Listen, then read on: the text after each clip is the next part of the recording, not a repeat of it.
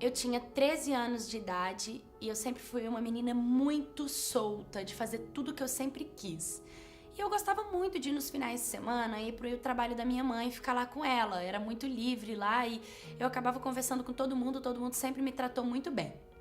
Aí tinha um rapaz que tinha 27 anos de idade. Ele era muito bonito, mas ele nunca tinha conversado comigo. Até que um dia ele disse: "Oi, tudo bem?" E a gente começou a conversar. E aí ele me contou que ele já foi casado, divorciado, tinha um filho. E a gente conversou muito, muito, muito mesmo. E no final, quando eu tive que ir embora com a minha mãe, ele disse: "Poxa, volta aí no próximo final de semana pra gente conversar, eu gostei tanto de você." E, assim, pra uma menina de 13 anos, é claro que eu já tinha um pezinho, assim, na adolescência, né? Já era pré-adolescente, tava com o pé, assim, na juventude. E não era tão criança, mas eu ainda era uma menina. 13 anos não é uma adulta. Então, ele falar aquilo pra mim, um cara tão bonito, é claro que meio que me atiçou. E eu fiquei doida, esperando a semana passar pra poder chegar final de semana só pra eu ir pro trabalho da minha mãe pra conversar e ver ele novamente. E parece que a semana passava rastejando, sabe? Quando chegou o final de semana, eu fui pro trabalho da minha mãe novamente. E lá tava ele.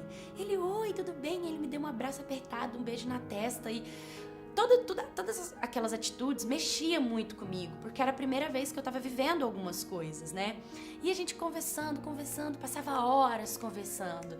E aí ele pegou e falou: "Nossa, eu tenho que ir lá em casa rapidinho. Você quer ir comigo?"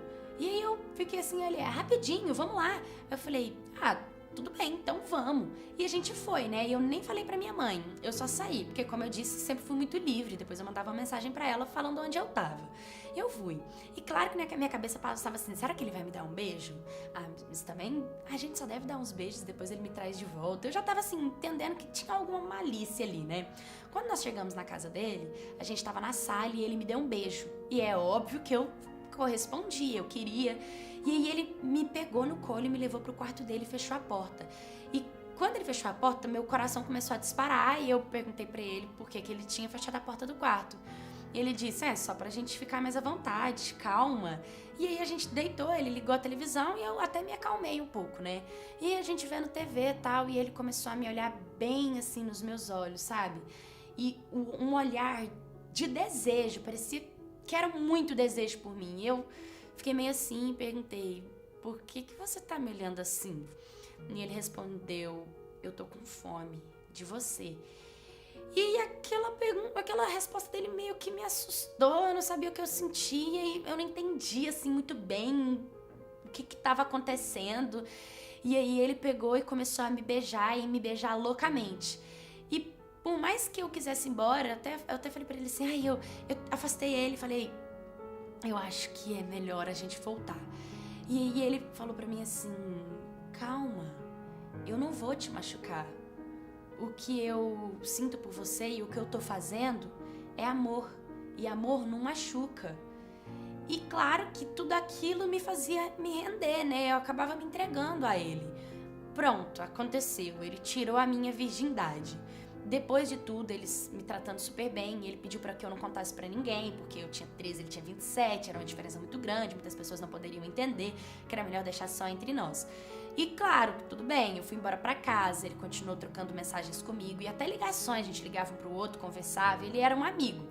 Aí ele foi e combinou de eu ir pra casa dele novamente, e eu fui.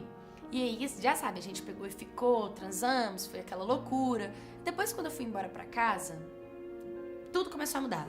Ele já estava agindo diferente, eu não estava me atendendo, o celular dele estava dando na caixa, e aquilo começou a me deixar aflita, começou a me deixar nervosa. O que estava acontecendo? Por que ele não quer falar comigo? Porque quando a gente ficou pela segunda vez, ele disse que me amava, depois da gente ficar.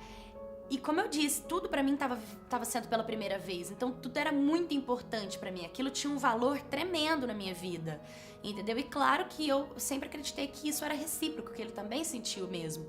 E quando ele deixou de me atender, de me ligar, de falar comigo, ser frio, aquilo me descontrolava completamente, porque eu já estava dependendo emocionalmente dele. E aí eu lembro que eu liguei, ele não me atendeu, e aí era de madrugada e nada dele me responder. Eu peguei um Uber de madrugada, bati na porta da casa dele, porque eu tinha localização por eu ter ido a última vez na casa dele, e eu bati no portão desesperada, e ele abriu, E ele assustou quando ele me viu, porque o bairro dele era completamente perigoso e eu tava correndo risco de estar ali na porta, ele me colocou pra dentro e eu chorei muito, a gente conversou e vocês já sabem, né? A gente acabou na cama novamente.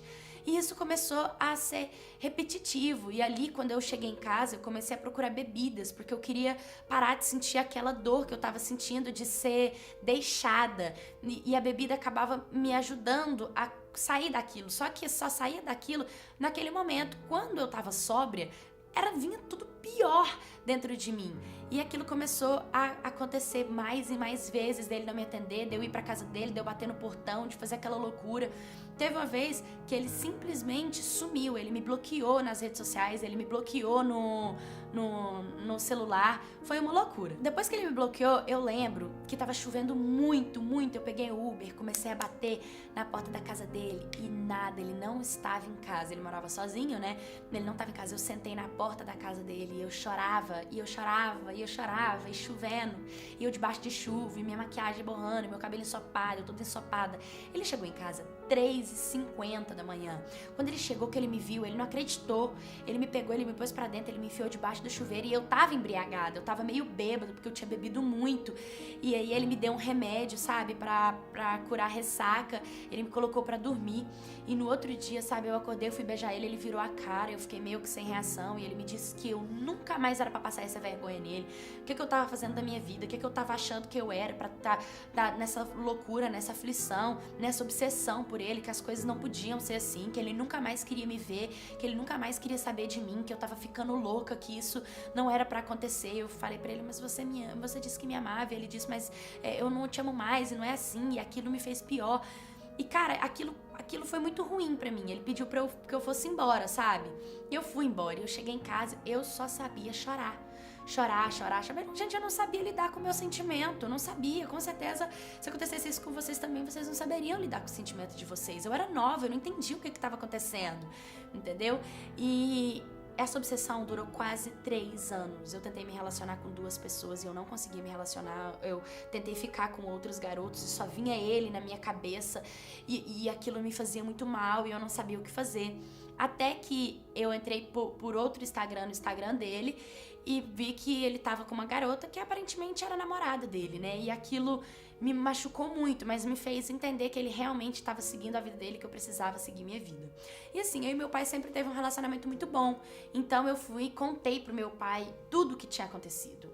E o meu pai começou a conversar comigo e disse que o que ele estava fazendo comigo, o que ele fez comigo, a forma com a qual ele quis me conquistar, que ele tirou a minha virgindade, não foi amor. Foi simplesmente interesse dele.